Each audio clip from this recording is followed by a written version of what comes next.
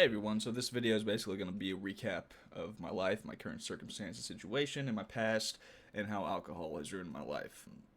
Let me just say, I know that it's me that's ruined my life. Alcohol didn't knock down my bedroom door and demand that I drink it and cause chaos.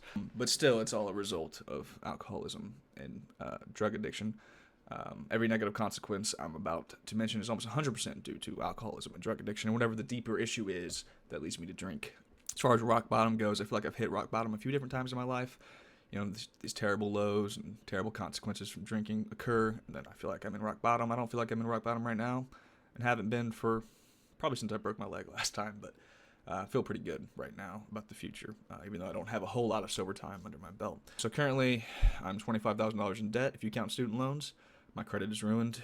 Used to be good, but the last year and a half or so, I just ran up credit cards, drinking, and then couldn't keep up. But I'm working on keeping that down, getting that down, rather. I have a record, terroristic threatening, 3 DUIs, fleeing and evading, a couple of public intoxications and drunken disorderlies, an open container charge, and I had a possession charge for like a small amount of weed a while ago that got expunged.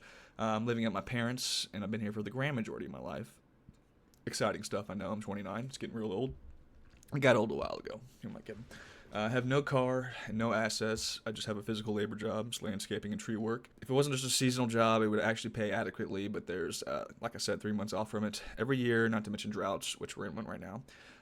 No benefits, no PTO, no overtime, no health insurance, and I may or may not be a taxpayer. Speaking of jobs, I've lost several due to drinking, and would have definitely lost my current job several times if it wasn't for the good graces of the owner and him being desperate for my help most of the time and just not wanting to train someone else. And I'm grateful for that job. He picks me up, like I can't drive, and it works out well for now. And he keeps giving me a raise. But anyways, I don't have many friends I see on a regular basis. I know lots of people. For the most part, I spend my days and nights alone. Most of my friends I've been hanging out with aren't necessarily addicts or alcoholics, but they do party, and I would only be around them if I was partying too. Trying to get back into, I have a lot of friends in recovery, but I don't have a car to go see them. Most of them don't either. A lot of them have DUIs like me. And as far as intimate and romantic relationships go, I've barely had any, just got out of one. I've mainly just had shallow and drunk interactions here and there, and I never really liked that, and I'm also sick of that. So that's where I'm at right now. You are fucked. I'm just here saving money at my parents, working on some other projects, but that's a video topic maybe for another time. So recap of my past. Started drinking heavily around my senior year of high school. Missed close to 40% of my senior year. This was the beginning of my struggle with alcohol and drug abuse, mainly just alcohol at this point, though. I became truant and my license got suspended. My grades suffered pretty badly, but I still maintained my academic scholarships. But rest assured, those would soon be gone. And it's gone. I went to Belmont University in Nashville, Tennessee, my freshman year of college on a small academic scholarship. I had better ones, but I wanted to do music business, so I went there. They have a strict no drinking policy at Belmont, and if it weren't for my RA in my dorm my freshman year, I would have definitely been suspended my freshman year. But I made it through, but again, rest assured, I would be getting suspended my sophomore year. And so that's what happened. I got suspended my sophomore year, went back, drank, got 3 strikes for alcohol consumption on campus, just being belligerent drunk. So there goes like 10 to 15 grand in tuition lost. And guess what? Gotta keep on keeping on. Kept on drinking. From there, I got my first DUI after running off the road at like 4 a.m., driving on backcountry roads, blacked out drunk while it was snowing. So dumb, so selfish. I nailed a tree. So many people die from accidents like that. But I was mostly unscathed, except for a bruised knee. But rest assured, I would be getting injured in future automobile accidents. Then, guess what?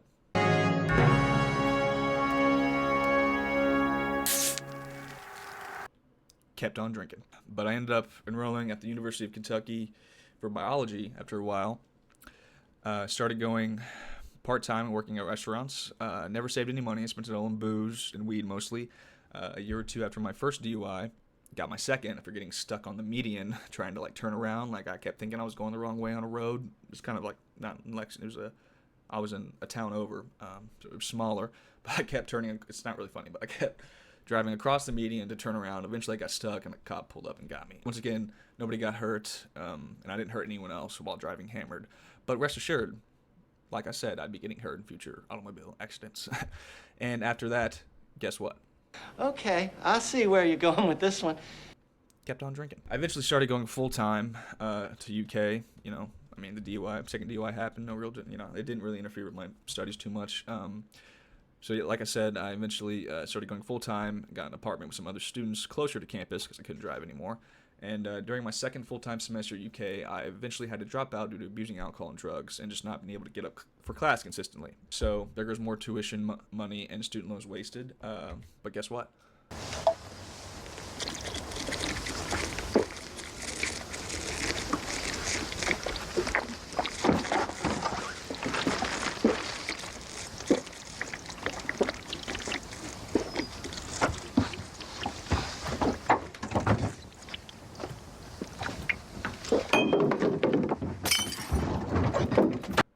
That's right.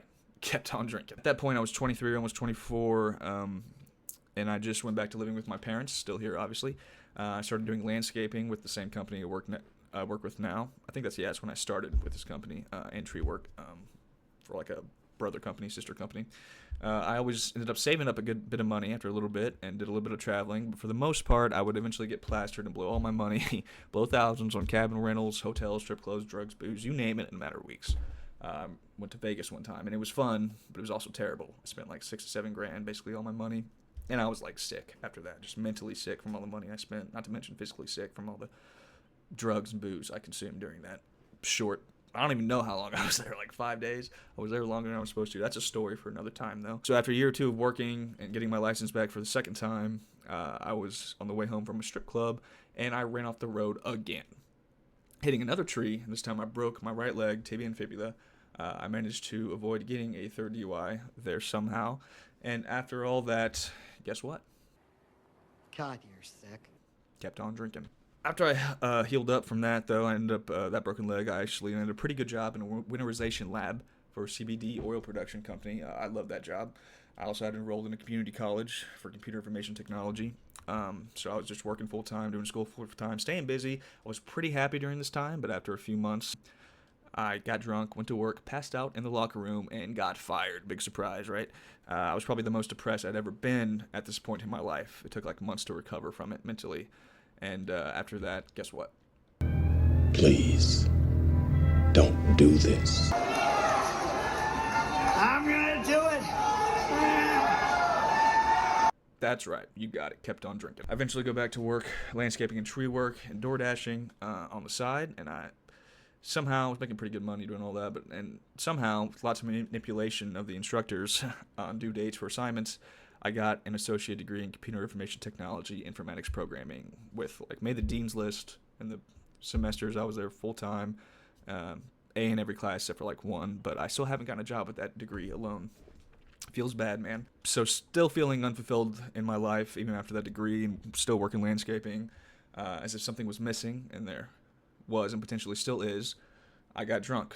No big surprise. At my parents' one night, they called the cops. I refused to leave. Long story short, I ended up in the back of a cop car, blacked out drunk. And I said something. I act like the Joker sometimes when I drink. So I probably said something terrible and threatening and awful. And that landed me a terroristic threatening charge, 3rd degree. I don't remember what I said. I have absolutely no clue. But apparently whatever I said landed me that charge. This led me into a divergent court known as mental health court. Not a fan. While being in divergent court, due to relapsing many times, I ended up going to rehab 3 separate times, 30-day inpatient program. I finished every time with the intention to never drink again, and I have failed every time. Been in and out of jail a lot due to relapsing and absconding during that time in divergent court among the rehabs and all that. After my last time in rehab, I went to the most intensive sober living in Lexington. I was court ordered to go there, known as the Shepherd's House. Also not a huge fan. We'll talk about that later. But I lasted about 6 months there. It was a long program, but at about 6 months I drank, got kicked out, and proceeded to go on the longest drug and alcohol binge I've ever been on with warrants out. It almost lasted about 2 months. Ran up thousands of credit card debt at this time. I was going to go to Vegas a second time. Bad idea. Maybe it's not the worst idea. No, it is the worst idea. It's the worst idea ever. With one last credit card I had, but before the night I was supposed to leave or the night I was going to book the flight, I got into a fender bender with another car, tried to get away on foot, got a 3rd DUI. Again, it's not funny, but I just laugh at me. I can't help it. 3rd DUI, that's how I cope. Fleeing and evading, and probably some other charges. Due to those charges, I got kicked out of divergent court, so I got hit with all those charges at once, including the ones I was in divergent court for, and got sentenced to 3 months in jail. Luckily, my lawyer got me a great deal. It was either 2 months in jail and a year probation or just 3 months in jail and I'm done. Yeah, easiest decision ever. And so I got out, and guess what? No! No! No! Kept on drinking. I worked at S&S Tire for a bit, got laid off. I thought as long as I didn't have a car, I wouldn't run into serious consequences drinking, but rest assured, I would be. Went to do construction, traveling gig, and on my way to a strip club, and I got hit by, on foot, by the way, I got hit by a motorcycle while crossing the street, blacked out drunk.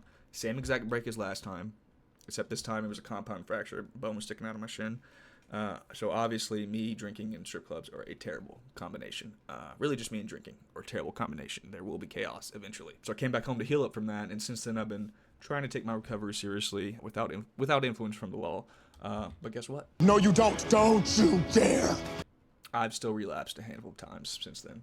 I think I've grown since that last leg break. Took me 2 leg breaks to learn. I've had a few months of sobriety here and there with a few relapses, but I've kind of like noticed a change in myself, and we can discuss those changes and how and why they came about at another time. As of now, I'm just working on a lot of different, I guess, professional pursuits or projects, and I'm working, saving money. I feel more alive. I'm still doing the landscaping tree work, but for once I'm actually enjoying it. I am more content and driven than I've ever been, but I know if I keep having these relapses, it's going to be a continuance of taking 1 step forward and 2 steps back, and I'm sick and tired of that. So is my family, for that matter.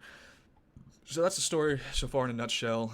There have been happy times and good times and growth and understanding through it all, but for the most part, it's been a train wreck, obviously, and I've caused a lot of pain and suffering for myself and those around me. Everything I've mentioned has to do with like my current situation. It's all like my circumstance. I know it's caused from an inner malady, but it's everything. My circumstances lies on the outside of me, right? It's not really who I am. It does not define me. None of it defines me and who I really am. I'm trying to recover who I really am. So let's see if I can actually stick to my guns in sobriety. Let's see the power of change, transformation. Let's see what universal intelligence or God and me interacting, whatever you want to call it, me interacting with that intelligence, that power, and connecting with it can do in my life. And that's what I'm going for. Connection with something real. Not with a bottle or a substance, but with my true self and the divine within and without. So yeah, that's about where I'm at now. I'm going to keep chugging forward. Thanks for watching. If you don't see an upload from me, and if I don't upload in like a month, I'm probably in jail and relapse. So look for an upload. Thanks for watching. Hopefully I stay sober and out of jail and clear of trauma.